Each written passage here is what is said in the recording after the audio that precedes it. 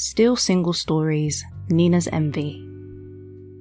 Fallon had asked Nina if she was okay.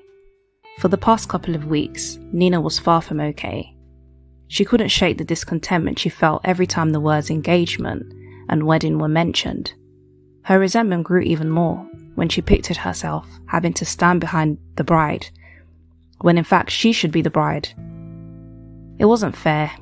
It wasn't fair how Fallon had only been a believer for a year, and then bam, she finds a husband, whereas Nina had been a Christian for several years and tried her best to be a good Christian and therefore deserved a good Christian man as a result. It wasn't fair that Fallon and her scandalous shady past had beat her to the altar. Fallon was not even as spiritually mature as Nina was, the cheek of it all. Fallon and Nina had been best friends since they were 11 years old. Fallon had always been someone that every student and teacher loved. When people met them for the first time, they would remember Fallon's name but forget hers. As with best friends, they did everything together. They told each other everything. But for obvious reasons, how could Nina tell Fallon she was jealous of her? They'd always been single together.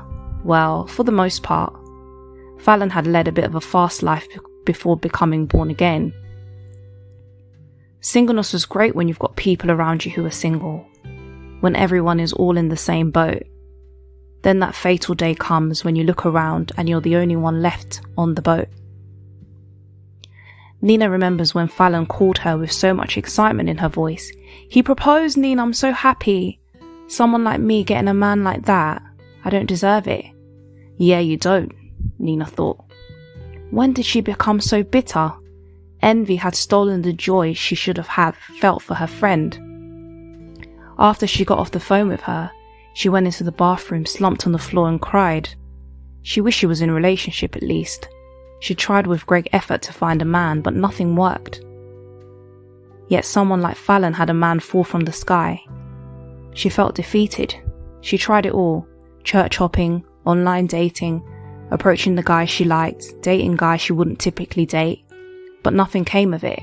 It infuriated her that the more she fought, the more she lost. But she couldn't stop fighting, even though she was injuring herself in the process. Her hands couldn't pull the gift of marriage out of God's hands.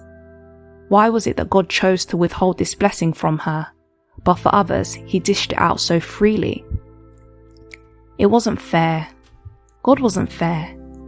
Fallon would have guys at church lining up around the block to date her, whereas Nina had never been asked out.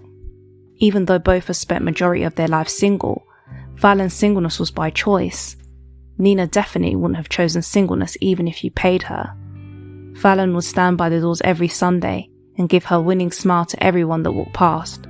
Of course, the boys would flock to her, asking her questions they already knew the answer to. And of course, no one spoke to Nina. Then one Sunday, Fallon had gone to the toilet, and Nina stood by the doors on her own when a familiar face walked through the doors. It was Ashley. Nina had spoken to him a few times when she joined an overseas volunteer program a couple of years ago. They had both completed their programs in different countries, so they were acquaintances, but Nina had always wanted them to be much more. She liked the passion he had for helping people in the developing world, loved God and was very attractive.